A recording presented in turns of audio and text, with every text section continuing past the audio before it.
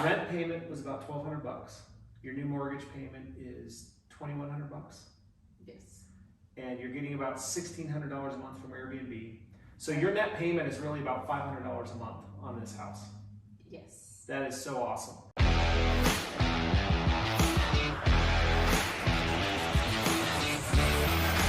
All right, YouTube, Matt Strong here. I'm here with Maria.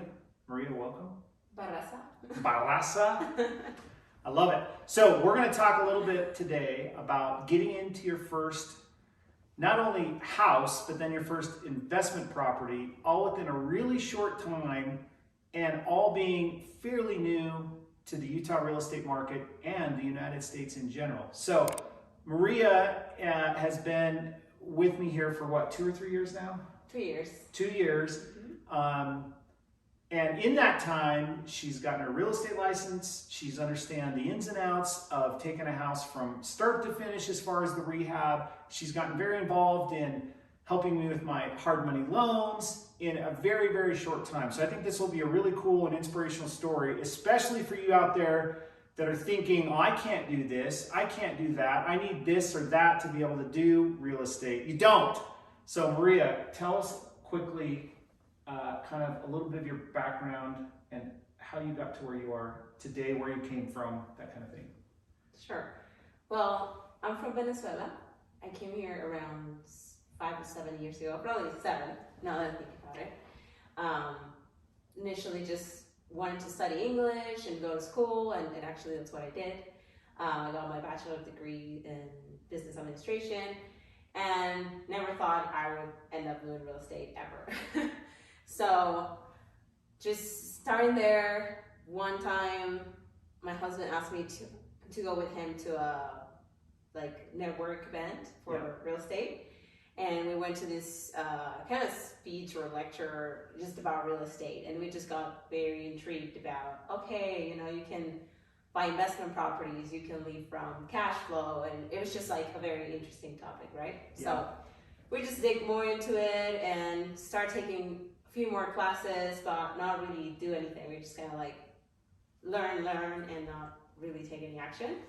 And then he got his contractor's license, and that's when he started working in a few, fix and flips for other people and remodeling. And I was still working easily, at the bank. I was working for a bank back then. Not intentionally wanting to have my job as real estate professional, but just kind of like go with the flow. Yeah. And then, 2 years ago, you hired me. I love it. So let's pause it there, and then we'll get into like the action you guys took. But if I'm hearing you right, you guys came here 5 to 7 years ago. Did you even know how to evaluate a home, or did your parents own a home in Venezuela? Do you have any experience in owning houses or rental properties at all? Zero. I mean, obviously you're very smart, right? And so, but you're coming here not natively speaking English, right? And just kind of being dropped into what for you was like a foreign country at that time. Now it's obviously a normal, experience for you. But basically what I'm trying to establish here is you knew nothing about real estate and very even little about English when you first got here, right? I mean, you were still kind of getting up to speed, but you were motivated, you were going to college, and then your husband dragged you along because he's also wanting to learn and grow and see what's out there in America. And so you guys ended up this real estate seminar type thing or networking group where you start learning about real estate, right? That's where I kind of came into your guys' picture, where I met your husband and I'm like, okay, here, can you kind of help with this? I think I had him build a garage at first, and then I remember talking to him one day when we were at a coffee joint, we kind of went on a string there where we'd meet every week to kind of just mentor and learn. Mm-hmm. And I'm like, I need help. And he's like, well, Maria might, she might want to help. And I'm like, cool. So that's where we kind of met, right? Yes. So when we first started, I mean, if I remember it, you didn't know what the MLS was. You didn't know the numbers of houses. It was so scary. I knew what the MLS was, but I was so intimidated when I first actually even logged in. I was just like, I can't do this. I'm not going to even look for houses. Did you ever think then that you would ever own a home? Well, it was you know, I'm very goal driven. So Yeah. it's like, okay, at one point I'll own a home, but I didn't think it was going to be this fast. Right. Right. So it's just crazy how like learning and, you know, surrounding yourself with the right people gets you faster to your goals. Yeah. So So having some sort of a mentor and then a network or a group that has more experience than you do that you can learn from. Because you guys went to a lot of educational places to learn real estate. I know you dove into like, you know, online stuff to learn how to do it. And then obviously you were involved kind of seeing how I did things, yeah. right? And so when did maybe the switch flip where you're like, maybe we could buy a house? Do you remember like when maybe that seed was planted and you're like, is this even possible?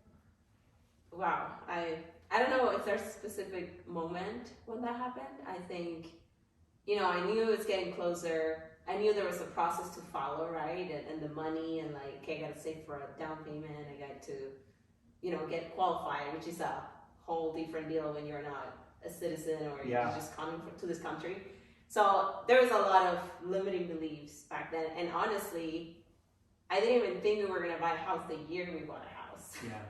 Like even that year, I was like, no, this is not happening. Like we probably need to wait another 2 to 3 years. But, you know, it happened. So it's crazy. And it happened. You even, you finished school and then you quit working at the bank to just kind of do this full time, right? Right. So you guys got into a house where your husband is a contractor, no W-2 job. You didn't have a W-2 job. Right. You'd only been in America for like 4 years. And then you guys bought your first home. And tell us a little bit about what you're doing with that home and how your net cost is really not that much.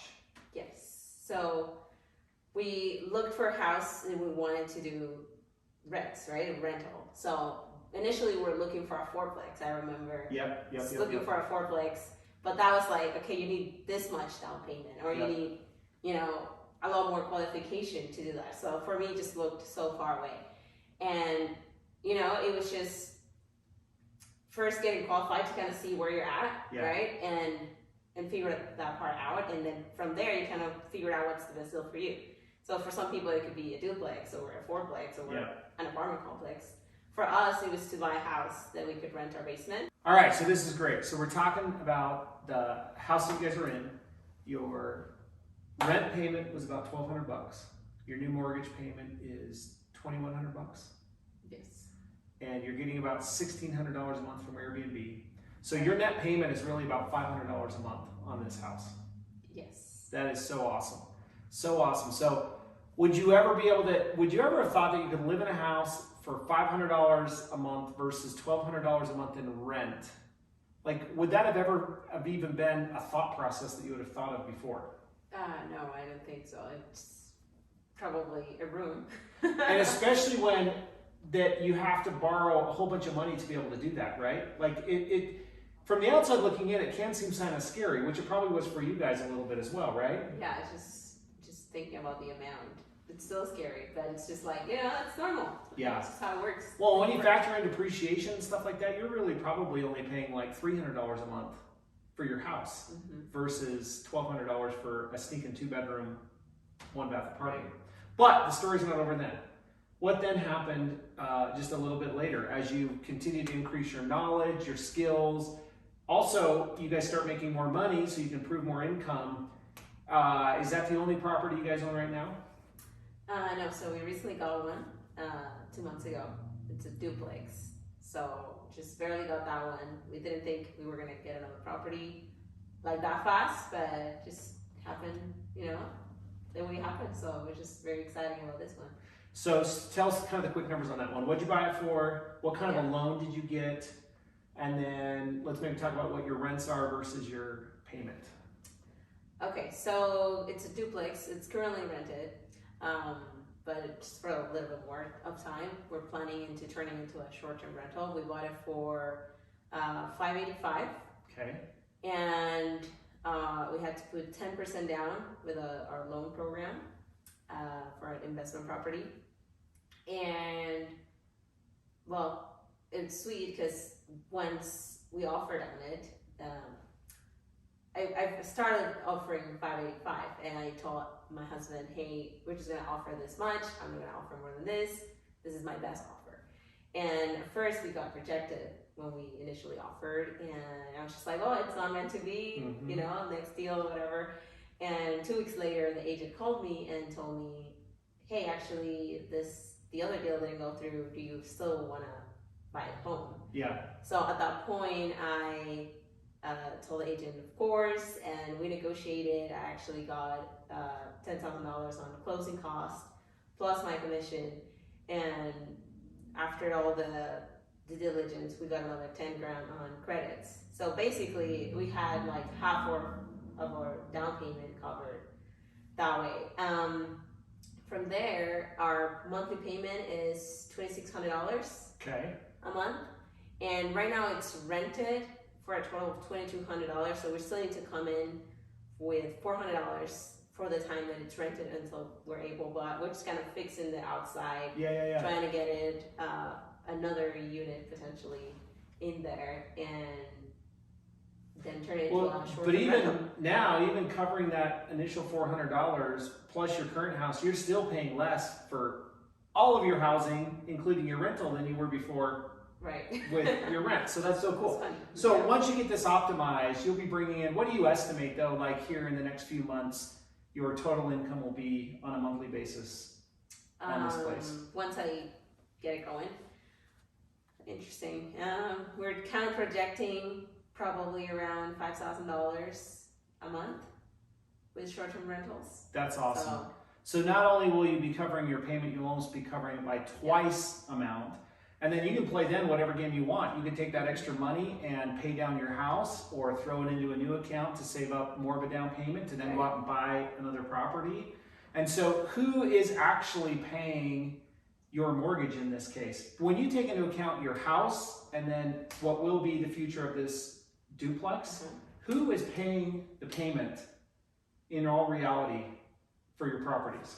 Yeah, all the renters. All the renters, the Airbnb, and you guys, all you did was, not all, because I know it's a lot of work, but you were smart enough to understand how real estate works, understand how loan program works, understand what position you needed to be in to get there, and then pull the trigger on saying yes to an opportunity, right?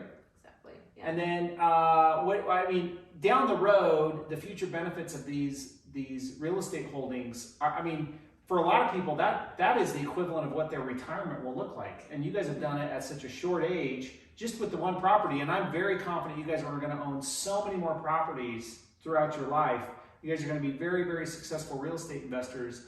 And you didn't know English or anything about real estate 5 years ago. I knew you knew a little bit of English, but not like you know it now, right? Yeah, especially real estate, nothing. I didn't even know it was a career. So looking back, what are some of the key things or points or techniques or mindset, things that you use that you feel like have gotten to you where you're at today that you probably wouldn't have otherwise if you just maybe would have come here and said, oh, I'm just going to settle for working at Jersey Mike's and the bank or something like that? Well, things that helped, I think it's, surround myself with people that, it's doing all this real estate transactions, and you just kind of closing deals all the time, which is kind of inspiring, and you just it helps to kind of see, oh yeah, I can do this too, and I just need to prepare, set up my intentions and, move towards that direction, and also work on myself so I'm ready for when the opportunity comes, right? Because if you're not ready, then it'll come and you won't even notice. So that's one of the things, I guess. Always pay your taxes. Yeah. That's like a big one. I remember the first year in business, we filed losses and we were like, yeah, we're not paying any taxes. Look at us writing off things. But then later it's like, oh, this is the worst decision ever. Like, we should have paid taxes. Man, that is such a good point, especially as an entrepreneur or non-W-2 person. Sometimes you feel like you're cheating the system, but in reality, you're cheating yourself. Yeah. Who cares if you pay $5,000 or $10,000 in taxes? Right. You just picked up all this equity, all this future growth, all this ability to buy more real estate in a positive way. Exactly. And it's just, knowing that later on, it's like, why didn't I do that before? But, you learn. And it's just kind of like year after year thing. We're just kind of learning a little more and more to, become better investors. So I love it.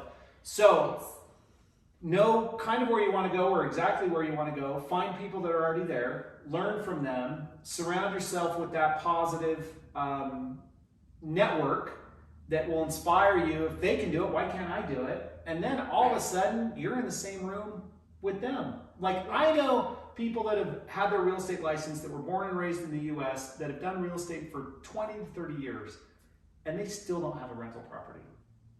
So it's so cool to see you guys coming from Venezuela, kind of immigrants, I guess, establishing yourselves here, buying your first house, renting out the basement, house hacking as they call it, and then buying your first true non-owner occupied rental. And then I can't wait. What do you think your next purchase might be? Our next purchase, well, just a little more units, really, a fourplex, or that would be the next step, I assume. But honestly, it's just about being able to see those opportunities when it comes, and it might be something else. Yeah. And we're open. It's just kind of being ready, having the financing ready to go, I guess, and just being able to distinguish that opportunity in order to take it. So I love it. That probably is that next year goal, to get maybe a fourplex or get a fourplex. else. Keep building those holdings. But the point of this video is to show that kind of like you said, if they can do it, why can't I? And if you can do it coming from a foreign country, coming here and in 5 years having, $1.2 million worth of real estate, positive cash flow, almost zero monthly housing expenses, because between your rental and your Airbnb, you essentially aren't paying for any housing, when as you were paying $1,200 a month to some dumb apartment. So Maria's way above average, and so I don't want to discount by saying if she can do it, but if I can do it, anyone can do it. If she can do it, anyone can do it. So put yourself in the right room with the right people, the right education, the right mindset, take action, keep learning. Yeah. Just pay your taxes. And pay your taxes and do it. So just do it. Thanks for paying attention. Subscribe to our YouTube channel, and then any resources you might want, click on that link and I can send you our fix and flip calculator, our bird calculator, and any other real estate things to help you get started on your journey. Thanks for tuning in.